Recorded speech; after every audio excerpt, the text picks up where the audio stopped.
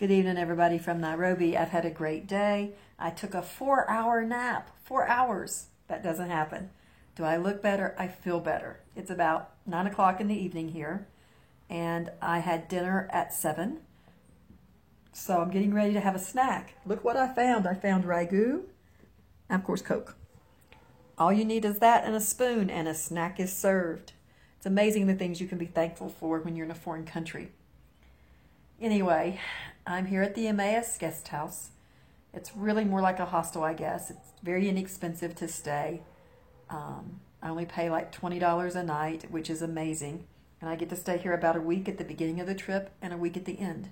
A week to get me back on keel on Kenyan time at the beginning, and at the end to rest before I get on planes for 4 or 5 days.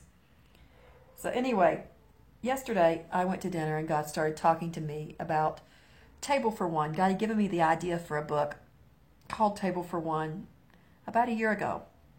I didn't really know what to do with it. I just had a title. So as God started talking to me about it, I realized this needed shared, at least the beginning of this. And I probably won't share everything, but I'll share parts throughout my visit in Kenya when I can. Anyway, tonight when I went into the dining room at Emmaus House, normally I would be at an intimate table of 6 with the sisters and Mother Superior. But I was seated by myself because the guest house is full and the sisters were eating in a different part of the house. And so I was back to my table for one. You see, when dining at a table for one, it's a pretty lonely place, especially if you've known the joy of being married and raising a family. You see, and I felt the loss of my adopted Kenyan family. And I started thinking about it, and God started talking to me about the fact that there's a lot of people who have suddenly found themselves at a table for one, and they are grieving, and they don't quite know how to deal with it. So as I'm walking this path alone at a point in my life when I fully expected to enjoy these years with my husband by my side, in America we'd call them our golden years. It's nights like those when the loss is felt very poignantly. And I believe Table for One people have a special place in the heart of God. Just read what the Bible says in Psalm 68:6. It says, God setteth the solitary in families. He bringeth out those which are bound with chains, but the rebellious dwell in a dry land. And the first part of the verse is really where I want to focus. God setteth the solitary in families. He will set you in a family. He will take care of you. You just have to trust Him to do it. And it's hard when you're grieving. It's very hard. And I know that. I know that very well because there are times when you just don't want to get up. You just don't want to have to sit at a table for one. You'd rather do anything else because you're remembering when you were busy. You're remembering when you were bouncing your babies on your knees, when you were working full time, dropping kids off at daycare, going through drive-thrus to feed them. Laundry was stacking up. You didn't have enough hours in the day to get everything done. But those were the best years of your life, and you didn't even have a clue. It's hard when you look back. But one thing I can say when I look back is we always made our children feel important. We took vacations with them. We made sure that they were our focus. And my children each have a different perspective on how they were raised, and that's fine. That is their, that's their perception, and that's okay. We all don't have to agree on how things went.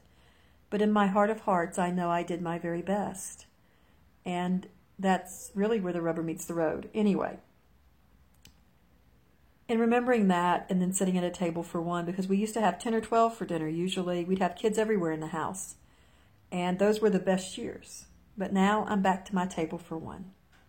And that's one of my table for one problems is when I sit down to eat, I remember all the busy times of eating in cars, on the road, kids sitting on the floor throughout my house with plates on their laps. But I'm so glad I have those memories because a lot don't.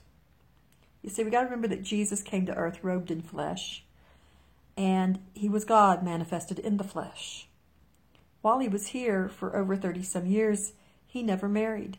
So if anybody can understand the problems of being at a table for one, Jesus can. I mean, soon we will be His bride, and we will all be with Him. But while He was on earth, He was alone and He was single. He had followers, but no special somebody to share his life with. At least, I have memories of that special someone. And we can never forget the promise in Isaiah God gives us, who have found ourselves sitting at that table for one at a point in our lives we didn't think that we would be sitting at a table for one. Isaiah chapter 54, verses 3 through 5 says, "For thou shalt break forth on the right hand and on the left, and thy seed shall inherit the Gentiles and make the desolate cities to be inhabited. Fear not, for thou shalt not be ashamed, neither be thou confounded, for thou shalt not be put to shame. For thou shalt forget the shame of thy youth, and shalt not remember the reproach of thy widowhood any more. For thy Maker is thine husband, the Lord of hosts is his name, and thy Redeemer, the Holy One of Israel, the God of the whole earth shall he be called." Verse 5, "For thy Maker is thine husband." We have to remember when going through grief that Jesus is our husband, and those that have recently lost their spouses. Remember that God's with you. Remember that he loves you, and he'll wrap that blanket of comfort around you as you're learning how to sit at a table for one. And know that I'll be praying for you because I know how hard this is. So everybody be blessed and be kinder to those who have found themselves sitting at a table for one, because they need your love, they need your concern, they need you to just speak to them occasionally and let them know that you understand that they are going through something, and you, while you can't understand exactly what they're going through unless you've been there, you do want them to know that you care for them and you are praying for them. God bless you all. Have a great day. Night.